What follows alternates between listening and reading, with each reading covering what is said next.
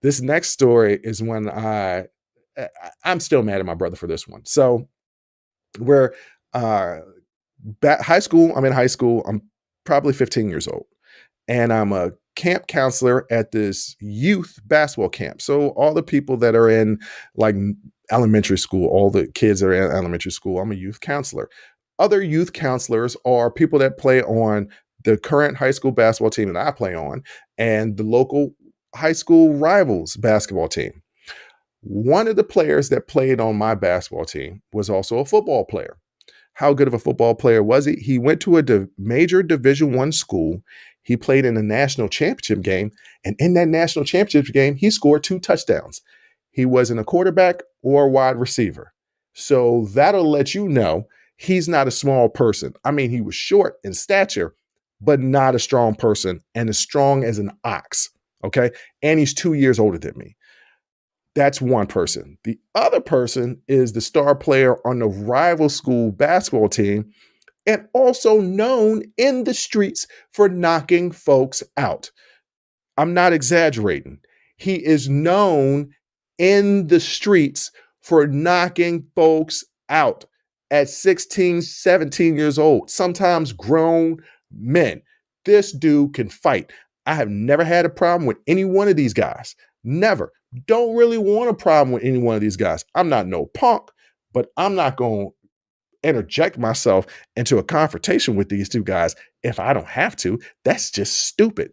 Well, my brother is at the basketball camp, and my brother is acting wild because, like I said, my brother at that time really, really, really loved to run his mouth.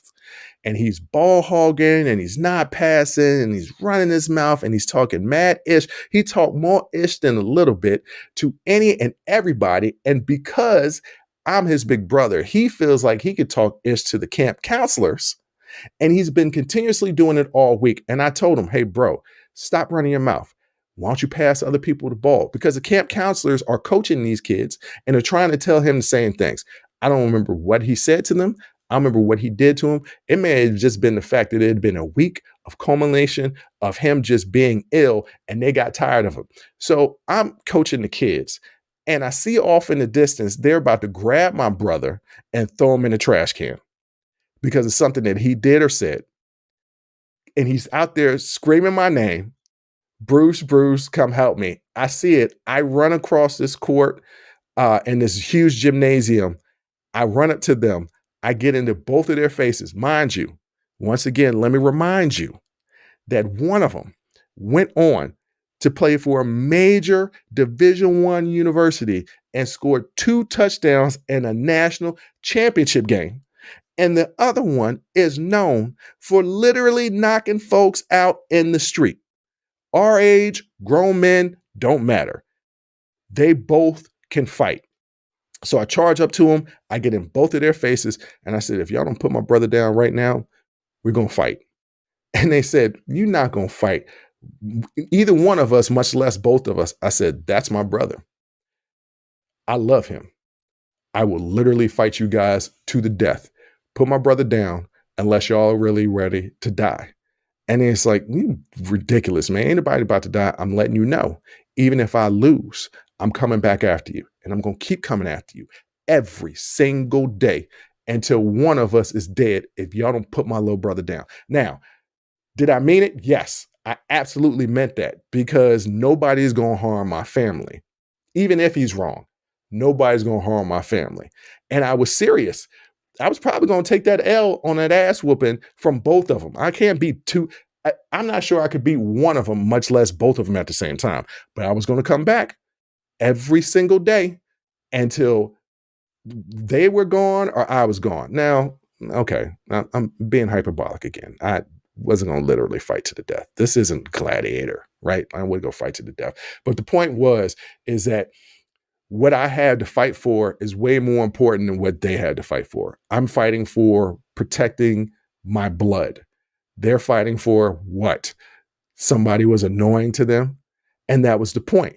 and I was willing to do it. And thank God they backed off, put him down, and they respected the fact that no matter if my brother was wrong, that I was going to defend him to my dying breath. I still feel that way. If something happened to if somebody attacked my brother, as I told the story about Allie and the night that we helped her get home in the from the metro when it looked like that guy was going to do something shady. He kind of lunged at my brother and I lost it. This is when I'm a grown man. This is when I'm in my 30s. I lost it and I blacked out. And all I know is that I lifted him up, picked him up, carried him through a flight of stairs in the metro, pushed him through some double doors. It was on the middle of the street, punching him in his face. That's all I remember.